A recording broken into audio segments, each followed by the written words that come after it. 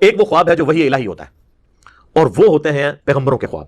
غیر پیغمبر کا بھی ہو سکتا ہے. بخاری مسلم میں حدیث ہے کہ خواب یا اللہ کی طرف سے ہوگا یا شیطان کی طرف سے یا نفس کی طرف سے. اور یہ بھی حدیث ہے بخاری اور مسلم دونوں میں کہ خواب نبوت کا 46واں حصہ ہے، یعنی غائب کی خبروں کا 46واں حصہ ہے.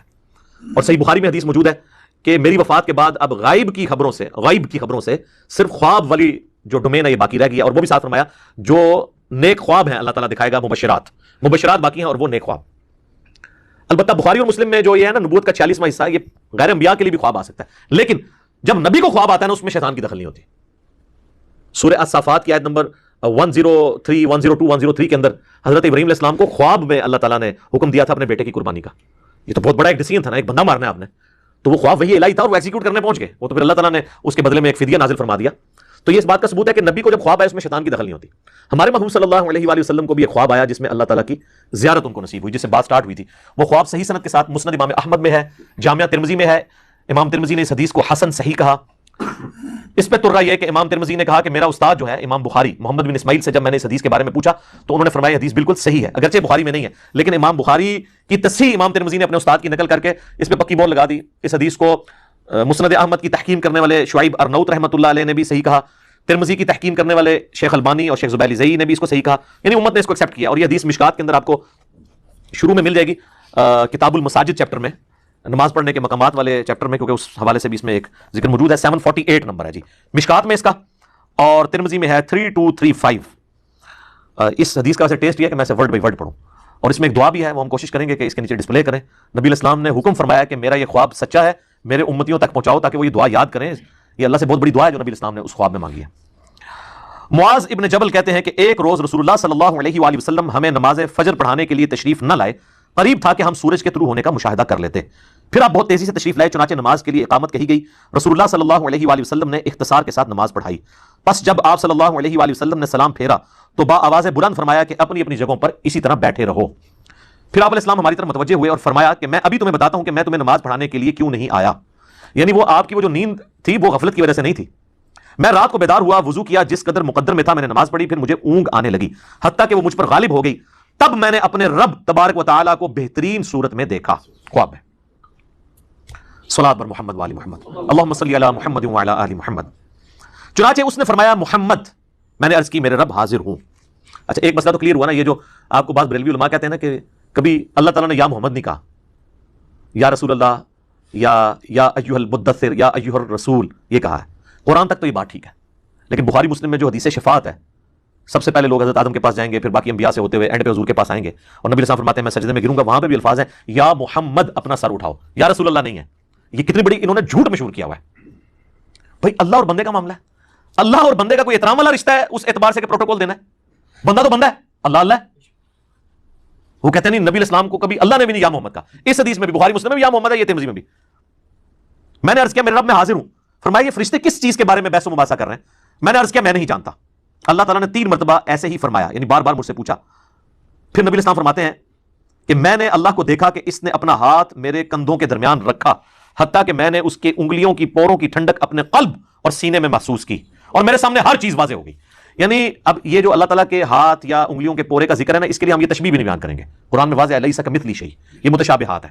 نہ ہم جہمیہ ہیں کہ ہم ان کی تعویلات کرنا شروع کر دیں، نہ ہم مجسمہ ہیں کہ ہم کوئی اللہ کے لیے جسم مان لیں، نعوذ باللہ. اور یعنی اس کی برکت سے پھر ہر چیز کہتے ہیں مجھے واضح ہوگی اور میں نے پہچان لی. پھر میرے رب نے مجھ سے فرمایا محمد. میں نے عرض کی میرے رب میں حاضر ہوں. یہ مقرر فرشتے کس چیز کے بارے میں بحث و مباحثہ کر رہے ہیں؟ میں نے عرض کیا کہ گناہ مٹا دینے والے اعمال کے بارے میں. اللہ نے پوچھا وہ کیا ہیں؟ اب سکھایا اللہ نے خود ہی ہے، لیکن یہ سب میں تربیت ہو رہی ہے.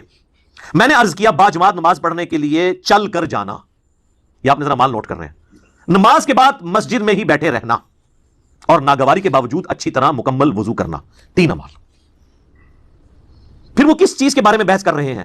میں نے عرض کیا درجات کے بارے میں. فرمایا وہ کیا ہے؟ میں نے عرض کیا کھانا کھلانا، نرمی سے بات کرنا، اور جب لوگ سو رہے ہوں تو نماز تہجد پڑھنا. یہ درجات کی بلندی کا سبب ہے. اور جو پہلے 3 اعمال تھے وہ گناہوں کے مٹانے والے 3 اعمال ہیں. اچھا نبی علیہ السلام فرماتے ہیں کہ اللہ تعالیٰ نے پھر مجھ سے فرمایا کہ اے محمد کچھ مانگنا ہے تو مجھ سے مانگ لو. اب نبی علیہ السلام نے اسی وقت ایک دعا، وہ اللہ نے ان کو تعلیم کیا، فی البدی زبان پہ آئی خواب کی حالت میں. تو وہ جو باتیں ڈسکس ہو رہی تھی نا، نیک امال، گناہوں کو مٹا دینے والے امال، درجات کی بلندی والے، تو نبی علیہ السلام کہتے ہیں جب مجھے اللہ نے کہا نا کہ مانگ لے کچھ مجھ سے مانگنا ہے، تو میں نے پھر یہ دعا مانگی. وہ ہے دعا جناب، اللہم انی اسألک فعل الخیرات وترک المنکرات وحب المساکین وان تغفر لی وترحمنی واذا اردت فتنة فی قوم فتوفنی غیر مفتون اسألک حبک وحب من یحبک وحب عملی یقربنی الی حبک۔ یہ دعا کہتے ہیں میں نے جب مانگی، اس کا ترجمہ میں بعد میں بتاتا ہوں، تو رسول اللہ فرماتے ہیں صلی اللہ علیہ وآلہ وسلم، میرا یہ خواب حق ہے، اسے یاد کر لو اور اسے دوسروں تک پہنچاؤ۔ امام ترمذی فرماتے ہیں حدیث حسن صحیح ہے، اور میں نے محمد بن اسماعیل بخاری سے اس حدیث کے متعلق پوچھا تو انہوں نے فرمایا یہ حدیث صحیح ہے۔ اب یہ ہے اصل میں وہ دعا جو آپ کو یاد کرنی چاہیے۔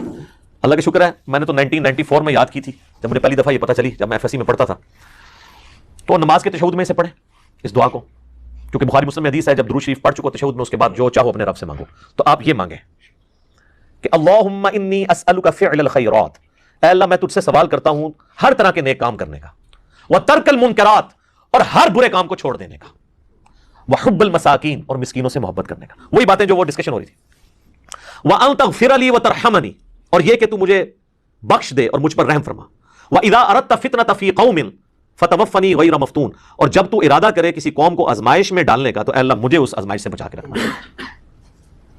اسألک حبک، اے اللہ میں تجھ سے تیری محبت کا سوال کرتا ہوں، وحب من یحبک، اور ہر اس شخصیت کی محبت کا سوال کرتا ہوں جس سے تو محبت کرتا ہے، وحب عملی یقربنی الی حبک، اور ہر اس نیک عمل کی محبت میں تجھ سے مانگتا ہوں جو مجھے تیرا قرب عطا کر دے۔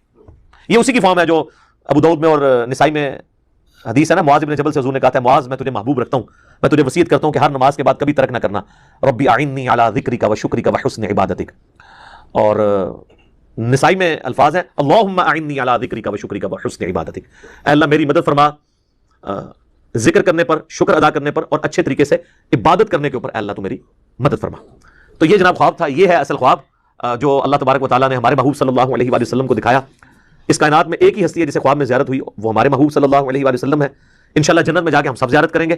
دنیا میں کسی اور کے بارے میں کلیم کرنا میں سمجھتا ہوں نبی اسلام کی شان میں بھی گستاخی ہے اور قرآن و سنت کی تعلیمات کا مذاق اڑانا ہے۔ تو ہم تو میرے بھائی صرف آپ کو سمجھا سکتے ہیں کیا کہ مرنے سے پہلے اے مسلمان کر لے اس پہ غور، کتابوں کا خدا اور ہے، بابوں کا خدا اور، کہنے کو تو دین سب کا اسلام ہے، لیکن کتابوں کا جہاں اور ہے، بابوں کا جہاں اور جب یہ آپ دو سٹیجیں طے کریں گے نا تو آپ کے اندر سے آواز آئے گی کیا کہ نہ میں وابی، نہ میں بابی، میں ہوں مسلم علمی کتابی، نہ میں وابی ہوں اور نہ میں بابوں کا دفاع کرنے والا بابی ہوں، میں علمی کتابی مسلم۔ ٹھیک ہو گیا جی؟ اللہ تعالیٰ سے دعا ہے جو حق بات میں نے کہی اللہ تعالیٰ ہمارے دلوں میں راسخ فرمائے، اگر جس بات میں میرے منہ سے کوئی غلط بات نکل گئی تو اللہ تعالیٰ ہمارے دلوں سے اسے دھو ڈالے، ہمیں معاف بھی فرما دے، ہمیں کتاب و سنت کی تعلیمات پر عمل کر کے دوسرے بھائیوں تک پہنچانے کی توفیق عطا فرمائے۔ سبحانک اللہم و بحمدک، اشہد ان لا الہ الا انت، استغفرک و اتوب الیک، وما علینا الا البلاغ المبین۔ جزاکم اللہ خیرا۔